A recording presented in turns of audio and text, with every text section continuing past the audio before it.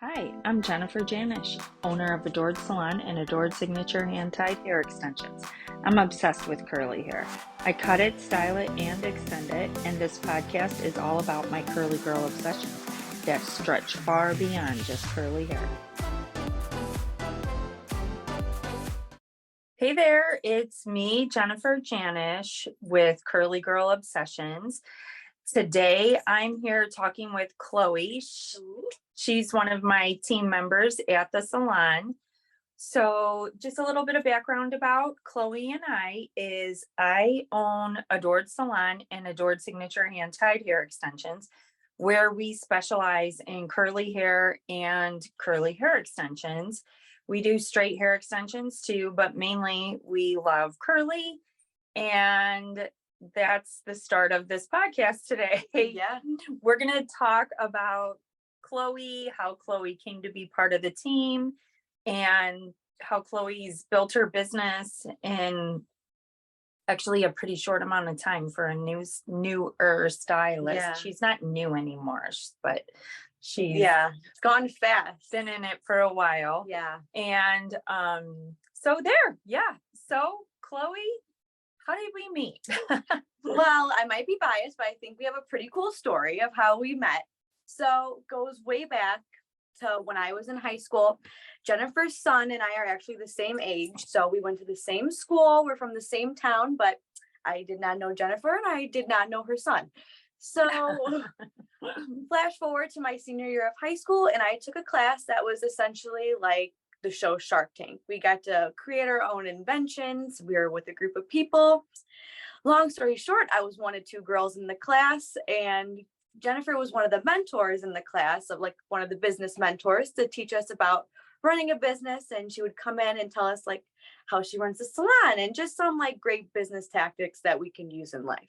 So Jennifer was not my mentor, but she remembered me because, like I said, one of Only two two girls, girls. and The rest of the class was all boys. all Which- boys. What blows my mind too about that is like, why is that class only have two girls in it? Yeah, I don't know. Like it's a because- business startup class. How to like become an entrepreneur, how Yeah. to create an invention or an idea and bring it to fruition and actually get investors to invest Yeah. in your product. I like are all the girls still just taking cooking classes? right. And out of every class I took in high school, like was the one that actually helped me grow, like even as a stylist. Like I know it didn't teach me hair skills, but how to like grow, Market yourself. Yeah, market myself, social media, everything, like email lists, everything behind the scenes. It really taught me that. And that was before I even really knew I wanted to do curly hair and do anything like this. So anyways, But I kind of stalked you, Right? like that curly hair journey kind of. yes.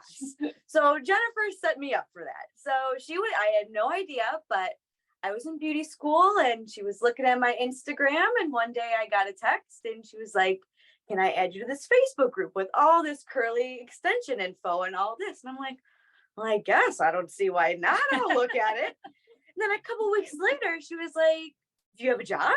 And I'm like, "Well, I serve pizzas down the street if that's what you're asking, but I do not work in a salon." She's like, "Well, do you want to? You can be a shampoo girl." And I'm like, "Well, I don't just really want to be a shampoo girl. If you're telling me I can work in your salon, I will be there." And 3.5 years later, I'm still here. So that is how I got here and met Jennifer, all kind of by accident and by chance. I kind of fell into this, but I'm so glad I did because I could not picture myself doing anything else. And as you can see, I do not have the world's curliest hair by any means. So, But you do wear extensions. I do wear the curly extensions, love them, been wearing them for 2 years now. So I'm so happy I got into the curls and all the wonderful things. So that's how I got here. And as far as hiring Chloe goes too, I am definitely one of those people who I like to have people in my salon that I know for at least some kind of background knowledge on them. I'm probably not the best at hiring. Like I don't have this amazing track record. That's why and when I say that, like we've been through it in the salon, like every salon, there's always some kind of salon something happening, right? And so I decided that in order to hire someone to work here, I needed to know them. I needed to have a background on them. And Chloe in the class was definitely a go-getter. She was taking care of business, getting things done. And it was so funny because I mentored in that class for 2 years with my own group. Each year it was a different group, and each year I had 4 boys, and one would be sleeping on the table or they'd be talking about their weekend. Like there was no focus. And I was like, this class is like an elevated class.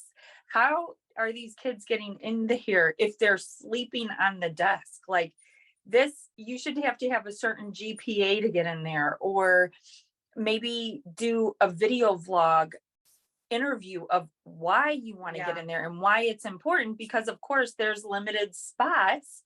And the class also required a big grant from the city. Like it just wasn't, it was, the room was cool. It was set up like a typical, I don't even know what you would call that. Like there was TV monitors everywhere, so cool. Big couches in the middle for the kids, conference room, like everything they needed was at their fingertips. And so I kind of feel like the school should be a little bit more picky, because I had, out of the 2 years, there was one kid in one group that was motivated and driven to get his project done. And he did all the work for all the other kids. The other group, it just got to the point where you're like, they're just going to fail. There's nothing else I can do. I can give you my suggestions.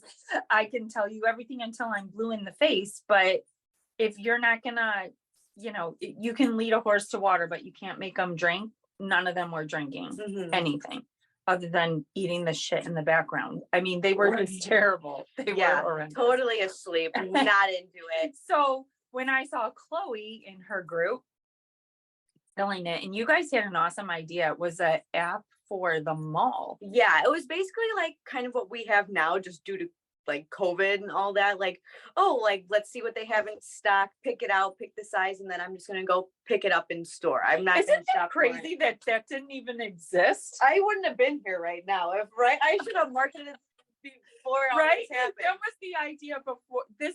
So what year was the class? 2018 to 19. It was probably because 2018, 19, I graduated and you went to beauty school. She was in beauty school during COVID, which was then again crazy, but more madness. Smart on Chloe's part was she just halted the program and was like, I'm not doing this online. Yeah.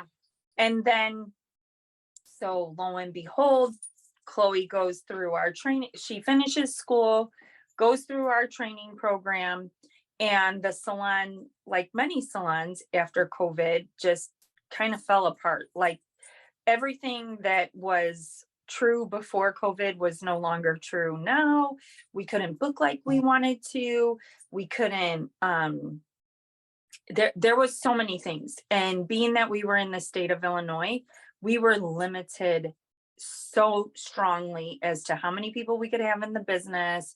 We had to wear masks forever, which some salons did, some salons didn't. There was just so much controversy and so many reasons why stylists left salons and went into their personal suites, because they could do whatever they wanted. But as a big, well, it's not even like we're a big salon, but there's a lot of people that come in and out of here.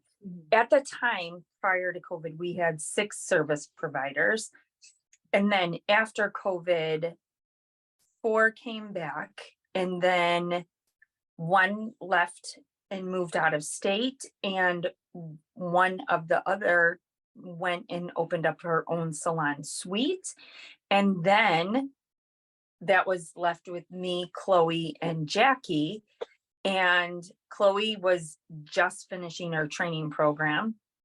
And so I keep alluding to our training program. What it is for 3 months after beauty school or longer, depending on the personality, we have a book of things that they have to go through and accomplish. And it's all the services times 4 or 5. And the girls have to complete the service. They have to do the consultation. They have to follow up with another experienced stylist to make sure that the color formula is correct, or discuss whatever is happening with the cut. They have to take before and after photos. They have to create like an Instagram caption in this notebook about that client. Just getting into the phase of learning the business and everything else that it entails these days. From, you need to not only do hair well, but you need to market yourself well, and you need to become familiar with Facebook and Instagram, and you have to be comfortable with putting your face out there. You have to be comfortable talking like you're the expert, even when you don't feel like you are. And so there's all these different things that play into the role of being a hairstylist. And thank goodness Chloe was outgoing, because we also have it so that you would like shadow us for a month, right? Before you actually start into this book. And this girl had clients scheduled like 3 days in, and I'm like, what are you doing? Yeah, I'm like, I'm not. I saw you once. I'm doing it. Come on. Like, I'm moving forward. I'm moving forward. And she was a rock star when it came to marketing herself, still is a rock star when it comes to marketing herself. If you don't follow her, you have to follow Curls by Chloe on Instagram and on Facebook. Yeah, it's the same thing. Yeah. So, but you'll see her cute little face promoting herself all over. So here she has these clients booked, and I'm supposed to be watching her and whatever and doing my clients. And I'm thinking like, she's still supposed to be watching me. All the while she's starting to get certified in extensions and doing that in her downtime, because it takes practice, practice, practice. And then she starts doing services with me behind the chair. And the reason why I do that is, number one, they not only do they watch me work, but then they have to work with me. And I think it increases your speed, right? It takes my speed down, because I'm like, oh, I only have to foil half a head now, and I got an hour. And I could talk for days, and I talk with my hands. So then it gives them time to move through the back of the head. And the reason why I put them on the back of the head is, if something slides or slips, it's not as visible as if it would be in the front of the head, and I can fix it, right? Mm-hmm. But it helps speed them up and kind of bring them to my level of how quick I'm used to working. Because I've been doing hair for 32 years. I could foil someone's hair in my sleep. I could cut layers and do a blow. I like, it's in me, right? The muscle memory is there. They say it takes 10,000 hours to become a master, and I can't even compute in my brain how many hours I've been doing hair. But so they work with me to build up that speed, build up that knowledge. And Chloe was like bringing in her own clients, and she was getting shit done. Thank God. Because then when you started, was probably February, you did your blonding promotion. Yeah. Oh, that was awesome. And we did this blonding promotion because I always feel like, as a hairstylist, if you know how to get hair blonde and you know all the things you're going to deal with, you can deal with pretty much anything else that comes your way. So we ran this blonding promotion. It was so amazing. It was $100 for a full head of foils, a toner. Did it include a haircut? A haircut and a blowout. It was, and Chloe was like, yeah, if I get like 3 of these, I'll be fine. I'm like, are you, what, 3? What? Yeah. No, you need to elevate that number. Like, I want you to have like 28. I want you to have like 1 a day. And sure enough, she had like 3 and 4 a day. So yeah, it was no problem. Every situation with Chloe has spiraled into the shockwave of roller coasters, like super fast, super fine, super good. Well, then March 1st, the other service provider that was here with us decided she was moving to Wisconsin, and everything with that happened really quickly. Her sister bought our house, and she was off to Wisconsin. She was out of Illinois faster than you could say Illinois. And then 2 weeks after she left, our other service provider, Jackie, went on maternity leave. and you're looking at the two that were left to take care of, it was like a 4-person clientele because of the other people who had left and their clients stayed. And then you had Jackie's clients, my clients, and then the other stylist who moved out of state, like her clients weren't going with her. So they were here. And I was just like, Chloe, you have totally groomed yourself and everything I have given to you for this time, because we're about to work like 70 hours a week just to maintain this salon, like, and keep the clients happy and have a business. Because, you know, there's stages as a salon owner that you go through where you're working to build the business, and then you're working on the business, and then you're not really working on the business, you're not working in the business as much, you're working on the business, and then times call you back even if you don't want to, where you have to work back on your business. And I have 4 kids at home and a husband, and I was like, how the hell am I going to do this?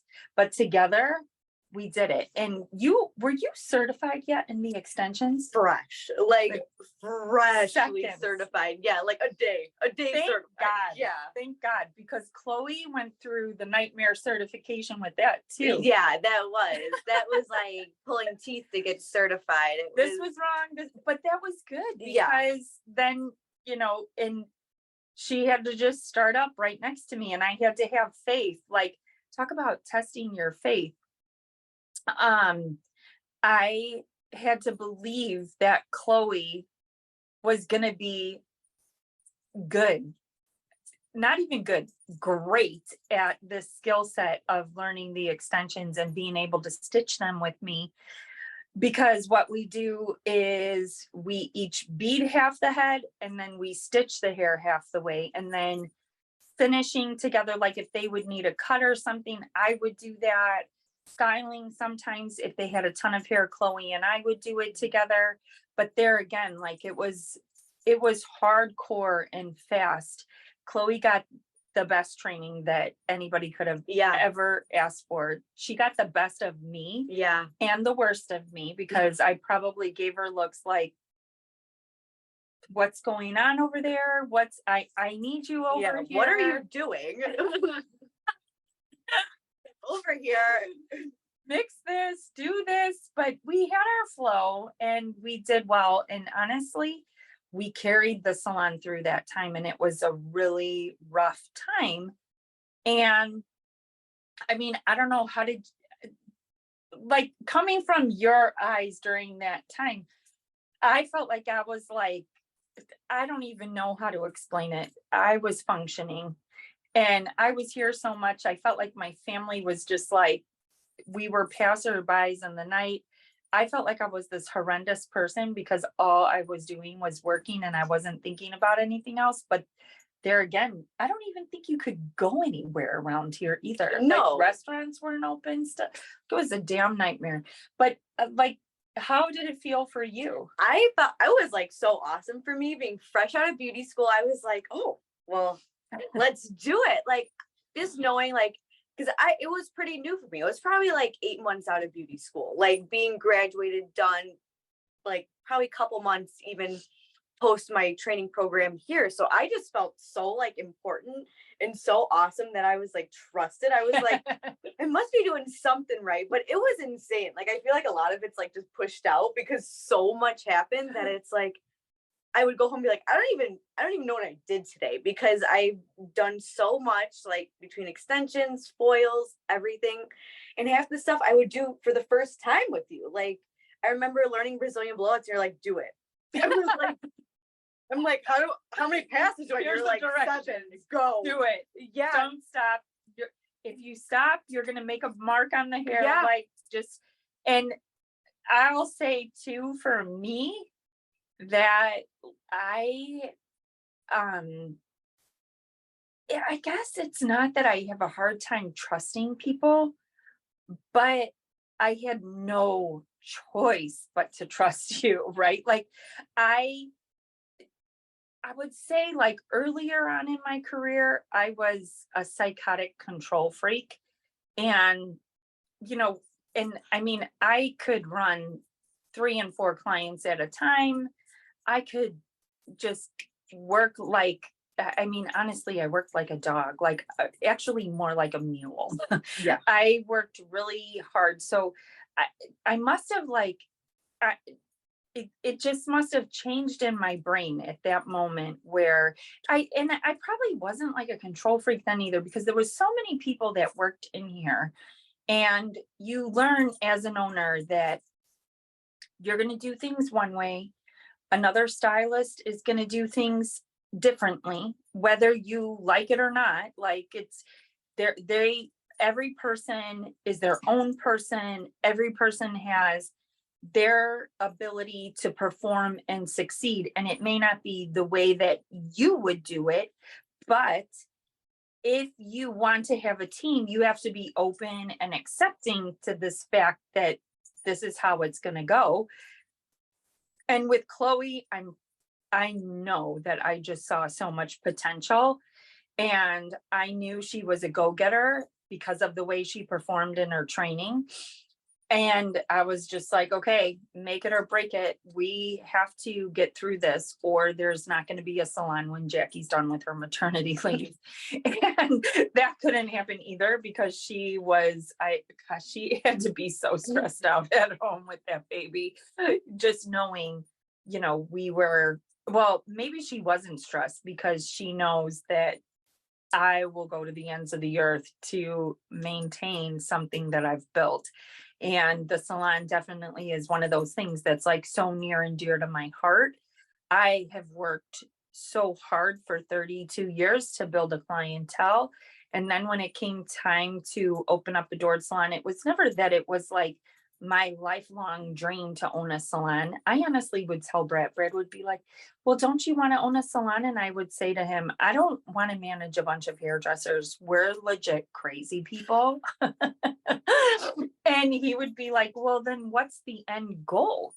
And I'm like, well, I work really hard and I do really well, and I'm, content with that. And what made me jump into the salon ownership was that I worked for so many bosses that were not grateful for their employees. I worked for so many bosses that were just bosses and not part of a team. And they were greedy. Like, we just were having a conversation this morning about vacations, and how many salons that I worked at were like, no, you can't go on vacation because it's a month before Easter. Oh, you can't go on vacation because it's 6 weeks before Easter. And of course, I'm alluding to spring break. My husband and I were high school sweethearts. His family always asked me to go on spring break. And I was like, well, the salon isn't letting me. I passed up so many vacations that would have been paid for because my boss was like, no. And then as you get older, you understand that the reason why that person was telling me no was because I was the 80% earner. I was the 20% that was earning 80% of the income within that salon. Mm-hmm. And so they were like, hell no, you're not leaving. You're not leaving like ever. Maybe you can go on vacation February 20th to the 24th or something when the salon is dull and quiet. But other than that, it really and truly, those salon days, which I do feel like are over, because our generation, we did have that mentality passed down from our parents and then their parents, right? And that salon owner was 2 generations or more older than me. Well, actually, she was like 40 years older than me at the time. And so then the work ethic was like, you take a week here and a week there and you go to Las Vegas or something. Whereas now, like, your generation, I feel like you guys want to have more quality time off, work hard while you're there. And that also looks different than from what my work hard looked like when I was their age. And, also the dynamics of the salon have changed. Like, do you remember how busy we were at night before COVID? Oh my gosh, yeah. And It was crazy. now it's definitely turned into a daytime salon. Mhm. With clients that come in during the day. We do longer appointments too. In order to get these color processes done where like unicorns and glitter is flying off of people's heads, it does take a little bit longer to make that happen. And then because we specialize in curly hair, people come in with a ton of hair.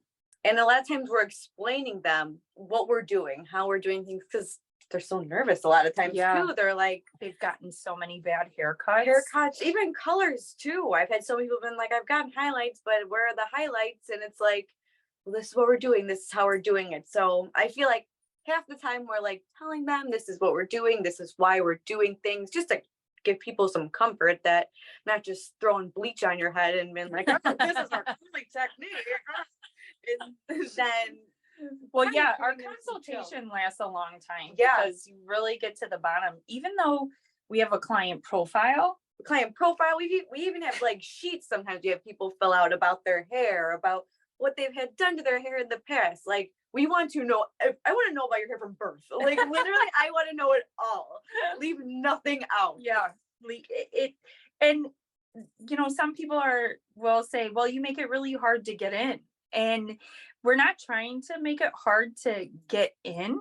We're just trying to make your desired end result exactly what you want it to be, because it takes a lot of questioning. Yeah. The days are gone, and this was in the beginning of my career, like a root touch-up, level 6, 20 volume, a few foils, and you either got a partial foil or a full foil. Now it's like I said, unicorns and glitter jumping off the head.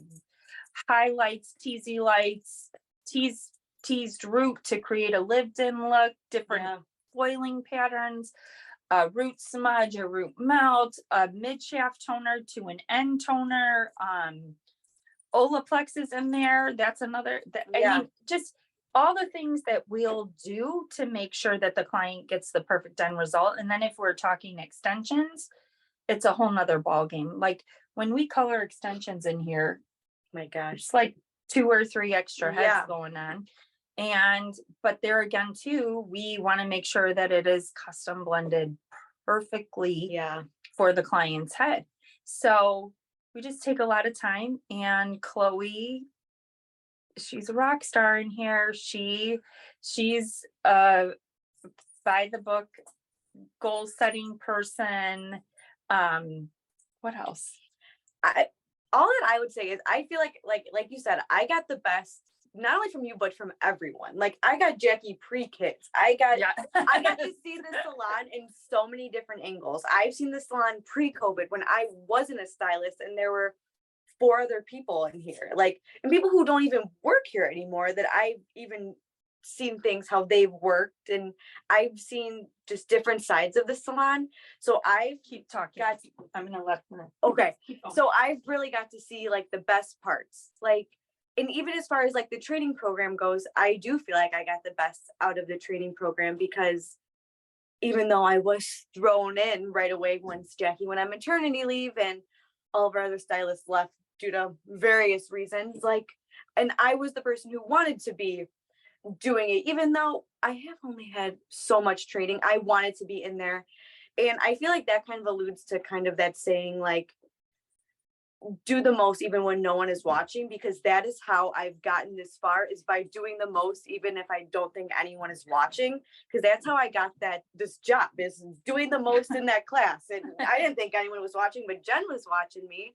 And even when Jackie went on maternity leave and everyone left, Jen didn't have to trust me, but she paid attention when I didn't think anyone else was, and she saw me busting my booty doing everyone else's clients, and she's like, all right, she can hang, so she can come and she can work with me. So I feel like a lot of it, yes, it's hard work, and I did get the best of everyone, but I worked super hard to get there. But I also had the benefit of being in a comfortable situation. I feel really and truly, it was such a comfortable situation. even from like when I started, like I would do a men's cut. I would do vivids. I will not do a vivid now. Like, and I was comfortable enough to be like, Jen, I want to do perms. I want to do vivids. And Jen's like, okay. And then once I was like, I did a couple and I came back. I was like, Jen, I'm not doing this anymore. I was comfortable enough to be like, I want to try this. I want to do this, even though Jen knew in her heart, all right, you're going to do this twice and hate this. But Jen allowed me to kind of try new things and figure out what I like and what I didn't like. And Jen never forced me to be like, well, you said you want to do vivids and perms, so come on, it's on your schedule. Let's go. You said it. Like, and I always felt comfortable enough to be like, well, I don't feel comfortable doing this. I don't feel like I can give these clients what they're looking for. And Jen's like, well, then don't, like, you don't have to. So I feel like, yeah, that also was not ever anything that in any salon that I would have had the ability, like you just, there was just no saying like, I'm not doing men's cuts. I'm not doing this coloring technique. I'm not doing this perm. Like I have the worst perm story ever about that. And it has created, I never did well, once I left that salon, I never did another perm is what it was. But yeah, the client's hair was falling out in my hand. I'll never forget that. And I knew it shouldn't have been done. I said it shouldn't have been done. And they were like, oh, don't worry, I'll be right here with you. And then it kind of came down on me afterwards. But yeah, and so because I've been through those experiences, I feel like there again, like all the reasons why I became a salon owner was to respect the stylist, to appreciate the stylist, and to guarantee a healthy and happy work environment, which I hope I do. yeah, And, you know, that you would have the ability to use your voice to say, I don't want to do this, or I would rather do that. And instead of being unhappy. yeah. And even like now, like I, all the time I'll be like, all right, I'm going to tell you what I'm doing just so you can be like, okay, I have like another ear, just another voice of reason, like a second opinion, like all the time. And I feel like I'm so comfortable with Jen, just be like, all right, what do you think I should do? Like, this is what I'm thinking, but what do you think? Like, I'm so comfortable here with everyone, like not only with Jen, with all the stylists, like, and I think that has just been such a benefit because I'm pretty fresh still as a stylist. I've only been doing this like 3.5 years altogether. So I do feel like I'm pretty far, but I feel like that alludes to being so comfortable here and having so many opportunities because Jen allows me to do what I want to do and pick what I want to do. And when I first started, you would have never admitted that something was a challenge, or you would have never admitted, at least in the environment that I was in, that you were scared. No, because the owner scared you, right? Just like walking in the door, you were like, ooh, you know, what planet is she on today? What personality am I going to get? What, you know, are we all going to be in the bathroom crapping our brains out by noon because she's in a bad mood? Like these legit things that happened in there. It just was, it was crazy. It was crazy. And so I'm glad that this environment is not like any of that. Yeah, not even close. Like I'll text Jen like 3 days before an appointment. I'm nervous, but I'll be like, oh my gosh, I can't stop thinking about it. Jen's like, oh, it's okay. Like Jen always, like, even from like you said, like how you didn't have that relationship with your boss where it's like, oh, well, I'm not going to tell her I'm nervous because she's just going to be mad I'm nervous. Right. Like she just wants the service done and the money in the drawer. Yeah. Like that was it. So not about that. It's like, we just want to feel like comfortable and like, we like our jobs. Like that's where it's like, we want everyone to be happy. We want to feel comfortable. So it's like, it's not even like, we're like talking back and forth, like, oh my gosh, what do we do? It's like, oh, how are we going to do this today? Yeah. What are we doing to get this done today? How to overcome the challenge versus being scared of the challenge. So yes, I feel like that's a good summary of the way things go in here. So, all right. Well, this is a little blurb into Chloe. She's going to be back on here again. She'll be talking one day about other things that we do. All the things. We're just Who trying to knows? get the start of this going. So Chloe is one of the greatest team people that I have. I love her. She's always on point, always on with everything that she's got to do. Her follow through is amazing, and she's always up for the challenge. Even if I hear a week later she was puking in the bathroom before. Right. I'm like, wait, I'm scared about this one. I'm scared about these I'm highlights. sweating. But and that might contradict everything that we just said, but within reason. Like I only find that out from Celia, Right. usually telling me that Chloe was falling apart. Getting about called something. out. Always the truth comes out, but But everything it's less gets and done. less now. Like Yes. it doesn't happen all the time, right? That comes from time. Yep. Time. All right. Well, thanks for listening in today, and we'll see you next week. Bye. See you. Bye.